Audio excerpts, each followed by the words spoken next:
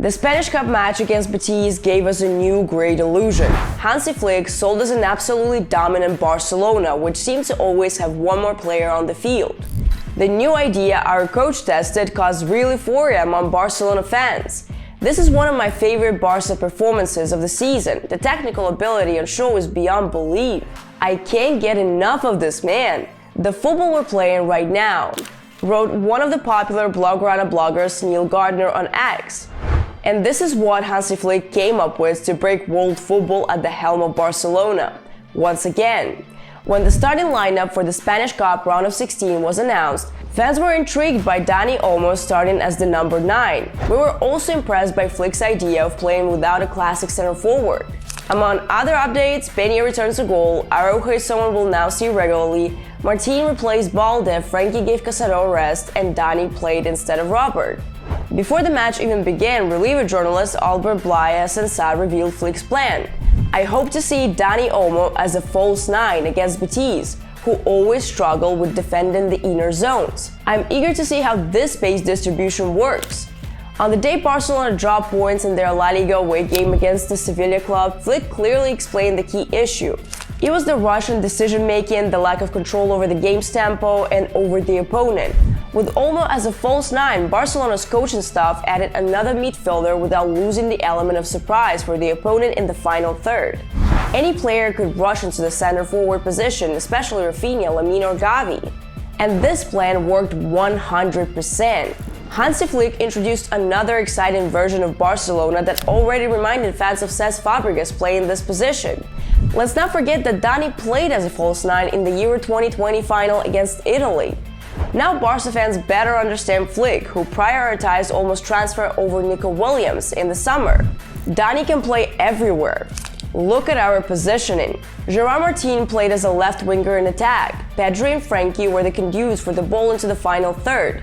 Olmo sought space between the lines, while Rafinha and Gavi attempted to get behind the center backs as roaming center forwards. This wild idea of Flick's clicked as early as the 3rd minute.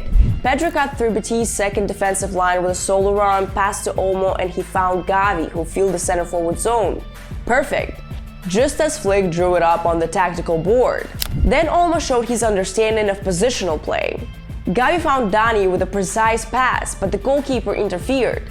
Pay attention to Rafinha's movement in this episode. Again, he's in the center, drawing attention to himself.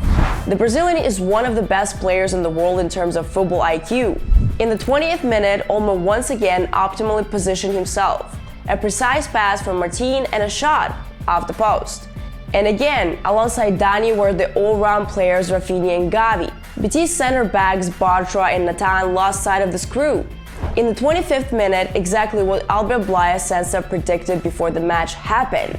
Olmo drew the center back's attention, Lamine spotted the space behind them, and Pedri delivered, but somehow Rafinha couldn't score. In the end, it was offside, but this episode revealed yet another deadly weapon. 2 dynamic wingers capable of exploding the game at any moment. Lethal weaponry. The Pedri-Lamine Koundé combination belongs in football books. Everything was done so beautifully and timely. Top technical level. And again, the absence of a traditional number 9 seemed to disorient the center backs, especially Nathan, who missed Koundé's run. A like from all of us for Lamine's assist. What a beauty. In the 32nd minute, a quick attack should have ended with an Olmo goal, but Dani misjudged the pace in this attack. At the end of the first half, 4 players surrounded Olmo, creating isolation for Lamine and space for Koundé. A stunning goal was disallowed due to the most minimal offside in football history. What a shame.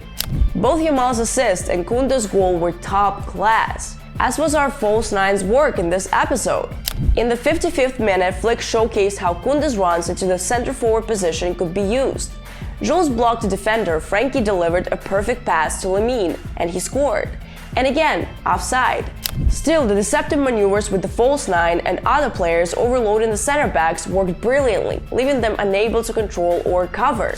Then Barca launched a counter-attack where Lamine proved why he's called the new Messi. Everything was done in Leo's style, speed, dribbling. The goal was scored by Rafinha. Note the player's physical fitness, 4 versus 2 at the final stage of the attack. What a fantastic form the team is in. Later, there was Olmo's assist to Ferran after successfully recovering possession near the box. And finally, Lamin's goal. By then, Barca played with Pau Victor as the center forward. Notably, the referee blew the final whistle 5 seconds before the 90-minute mark. That's total domination. Even the referees were bored of watching the humiliation. Olmo delivered a top performance. Flick's idea of using a false 9 deserves recognition as outstanding. What did it give Barca? Ivar described it perfectly, so here's his opinion. What happens when you play Gavi, Frankie, Pedri, Olmo, and Lamin in the same team? Well, it feels like you have more players than the opponent on the pitch. That was a crazy and very successful experiment. It's difficult to tell which shape we used because it felt like players were everywhere, which they were. Barcelona was everywhere, and it was a real nightmare for the opponent. Well, Barca is feared again. What a wonderful feeling. Next up, Getafe. CULES, drop a like if you're thrilled about the team scoring 5 goals in 2 consecutive matches. How did you like Olmo's performance as a false 9? Share in the comments, subscribe, and stay tuned to our channel. Love Barcelona. Let's go Barça. Bye.